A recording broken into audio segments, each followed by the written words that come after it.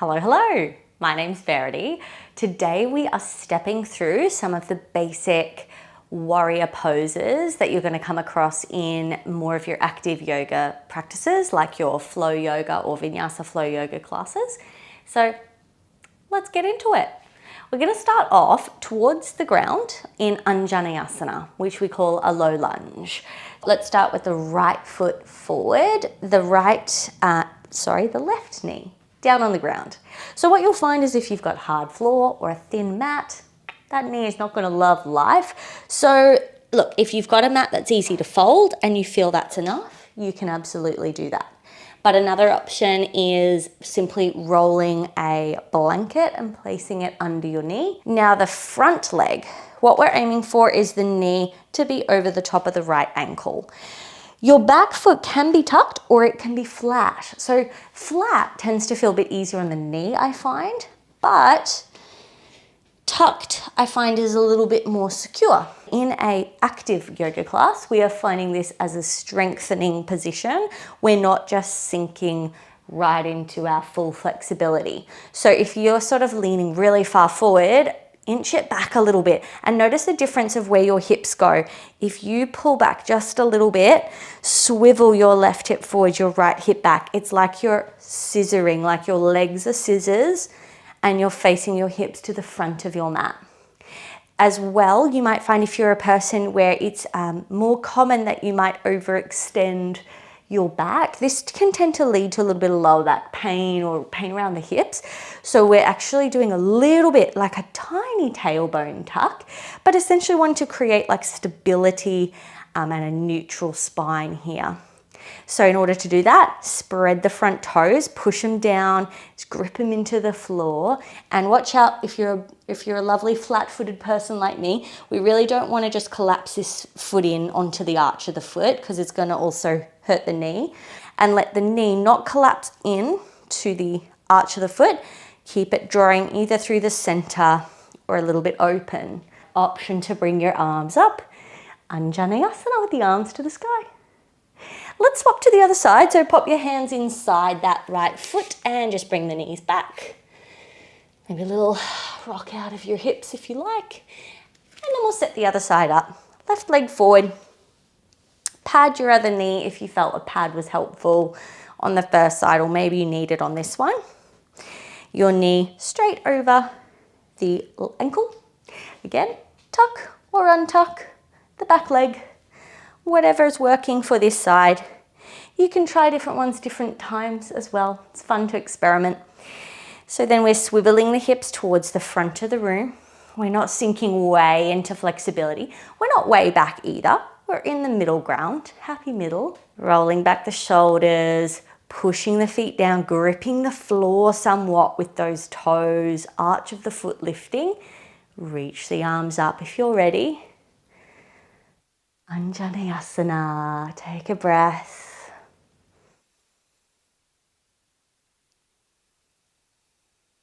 Take 2 more breaths. Let's even it out with the other side. Really feel present with the breath moving through you.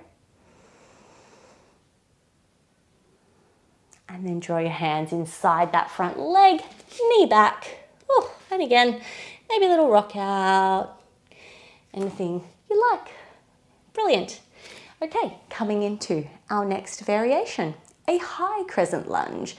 Very similar. So if you ever didn't want to take the high crescent lunge, you could go back to this low lunge in Anjaneyasana. So your right leg's forward for a lunge, for a crescent lunge, high crescent lunge. Your left heel is lifted. Again, your front toes are kind of like gripping the ground. You're trying to not collapse the arch, so lift the front arch. The knee is sort of through the center of your front foot. It's not dropping into the arch. At any point, you can always just do hands on hips for stability. Now, I like to say a little micro bend in the back knee is helpful because if you try and straighten it, sometimes we'll just find that left hip opens out a little bit. And if you want a really secure shape with the hips square forward, then keeping a slight bend in the back knee helps, but you've just got a bigger bend in the front knee. The other thing a lot of people do is we find ourselves sort of just leaning forward a little bit and a lot of weight in this front quad and front leg. Just going to get a really strong front leg there, but we want to actually try and center the weight.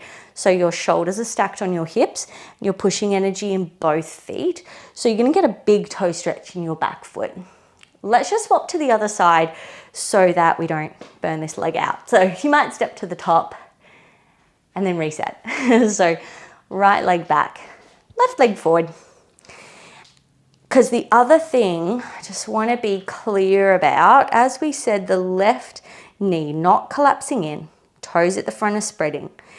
You've got your knee no further forward than the ankle, so we don't want to have this angle at the front. You're stacking your knee straight over the ankle. Little micro bend in your back leg. Now the other thing often people will do, we'll have to see if you can actually see it here, but you've got your, I might turn the other way in case that helps you to see it.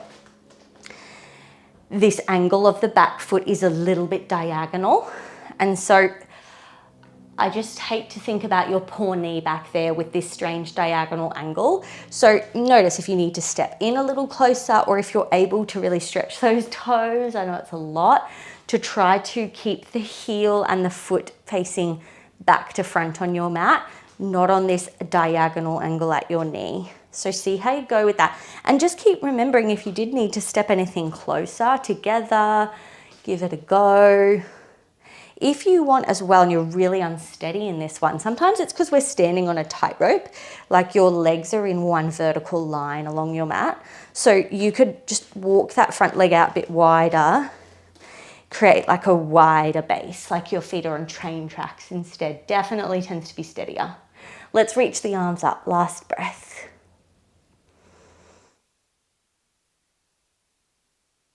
And then release your hands and step to the top.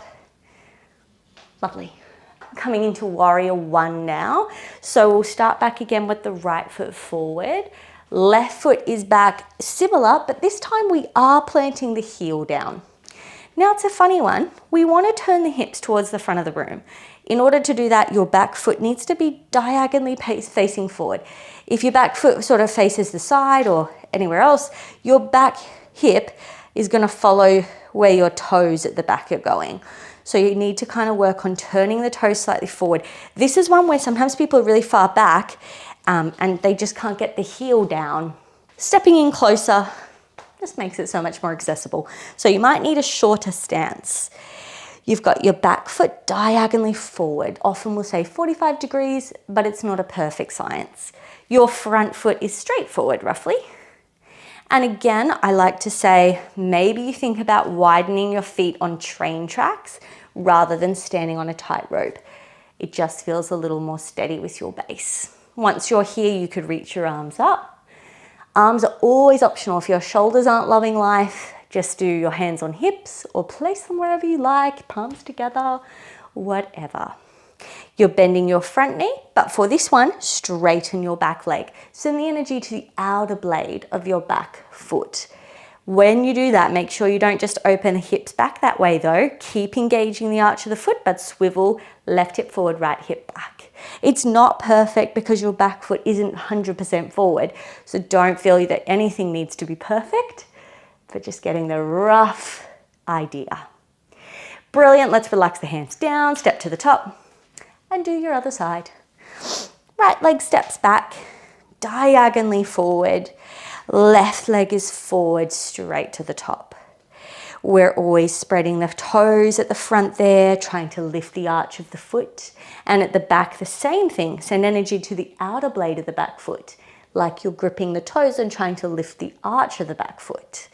Swiveling hips to the front of your room and reaching your arms upward.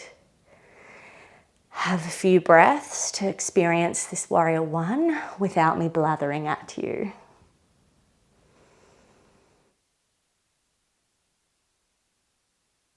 Remember just any little tweaks you want to play with. The length of your stance, top to bottom, the width of your stance, how wide your legs are, have a play. And then we're going to step to the top, relax your hands, and take it into our final warrior. Warrior two. Not going to choose favorites, but it's my favorite. So our right foot is forward, our left foot steps back, but this time we are opening the hips to the side. So your back foot generally will be further away than the warrior one. The warrior one, we were trying to turn the hips forward, so often the stance is shorter. And then when we come to warrior two, it's often a bit wider. Now, the main thing you can check with your warrior two, like all your warriors and lunges, your knee is staying approximately over the ankle. So if you've stepped back and your knee is over your toes, it probably means you need to step further back. And as you come further back, then you'll find the knee will come over the ankle. If you've gone really far back and now your knee, there's like an open angle of your leg, then you might want to go narrower. Step that back foot in a little again. Yeah, keep having a play. So your hips are turned to the side, same as your left foot. So it's just sort of often parallel with the short edge of your mat at the back. You can do that or slightly turn it forward. We tend not to turn it back. Again, creeps me out even just showing you. We don't want to create instability in your back knee. So your left foot is either parallel with the short edge of the mat, or it might actually turn the big toe slightly to the top of the mat. Creating stability, lifting the back arch of the foot a bit. Same with the front foot, grip the feet, lift the arch, open the hands to a T shape, palms could face down. Now, as our hips face the side of the room, the only part of us that's turning to the top of your mat is your head. Gaze over your right middle finger. Breathe. See if you might sink a little bit lower into your legs. No pressure to if you're already at that maximum amount. Now, anytime you need to rest, you simply straighten your legs. So do that if you need. Let's all do that anyway. We'll relax the hands, relax the legs straight. Now, you might just turn your right toes in and turn your left toes out to the other side. Warrior two for the other way. So have a play. Again, if anything does feel different, if you need to adjust the length. But now your left foot is up to the top of the mat or the back of your mat, depending where you're looking. Your right toes are to the side. Your back foot parallel with the back edge of the mat, the short edge, or maybe a little turn forward. Arms to your T shape.